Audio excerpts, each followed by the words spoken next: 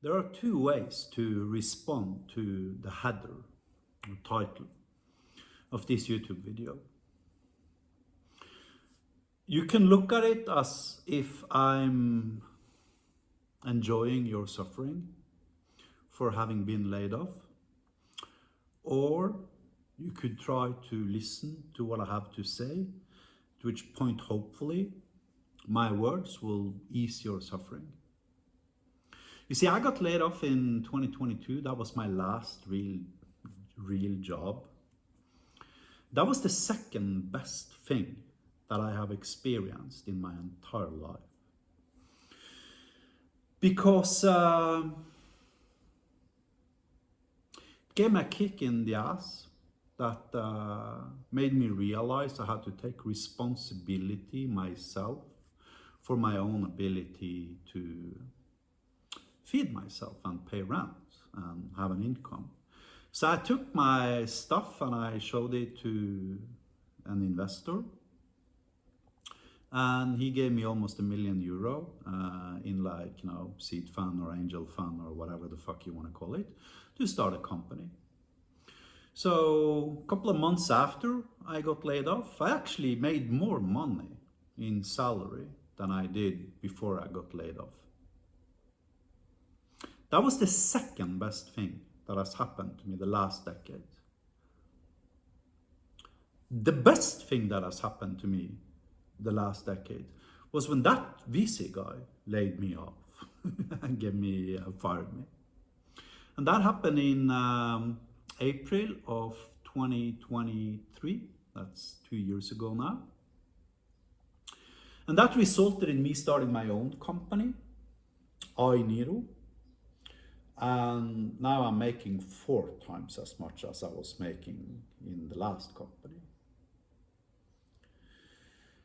You see, everything depends upon how you deal with things, right? And sometimes we as human beings, we become creatures of convenience. So if you have a safe job, it's easy to hold on to it. However, there are no safe jobs in software development today. I mean, I can't even open LinkedIn without seeing a new FAANG company having fired 15,000 employees. Today it was Microsoft. They got rid of 3% of their staff, like 6,000 people. Yesterday it was, I can't even remember who it was yesterday. I think it was Google yesterday that had fired 7,000 people. And tomorrow it's probably going to be Facebook getting rid of 10,000 people. And the day after that, it's going to be Amazon firing 20,000 developers, and so on and so on and so on. And it's very easy to reach for AI and blame AI. It doesn't work that way. It simply doesn't work that way.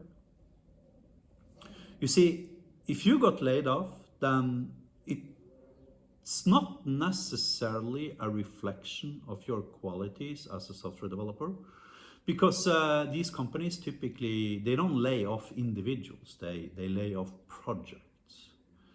And if they get rid of 10 projects, they don't give a shit if your name is Linus Torvalds, Richard Stallman, or John Doe, right? They get rid of the project, right? So, first of all, you shouldn't take it as a reflection of your capabilities. And second of all, you shouldn't take it negatively at all. You should party. You should, yeah, I got fired, yeah, hooray. And then you should look at it as an opportunity. Now, I don't mean to be like, you know, a vulture here, but actually, I have a job for you. I have a job for you as an entrepreneur. However, I will not pay you salary. And in fact, you will pay me. You will have to pay me at the minimum $298 a month. But that gives you a cloudlet. A cloudlet allows you to create AI chatbots and AI agents and deliver AI expert systems and AI solutions and backend web APIs.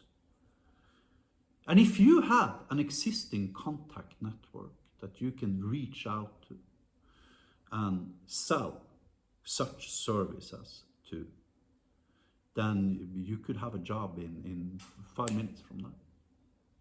Just comment here or go to iniro.io and send me an email and tell me you're interested in working as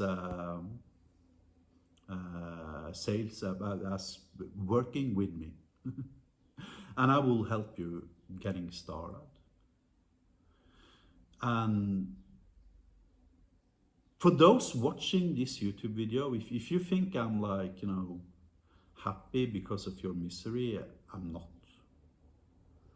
Right? But if you do think that, you'll probably end up commenting badly. But if you can swallow your pride and you can pull up your arms, stand up, look yourself in the mirror and ask yourself, great, I got fired today. How am I gonna support myself in the future? Then your creative mind is going to kick in and you're going to find solutions just the same way I found solutions both in 2022 and in 2023.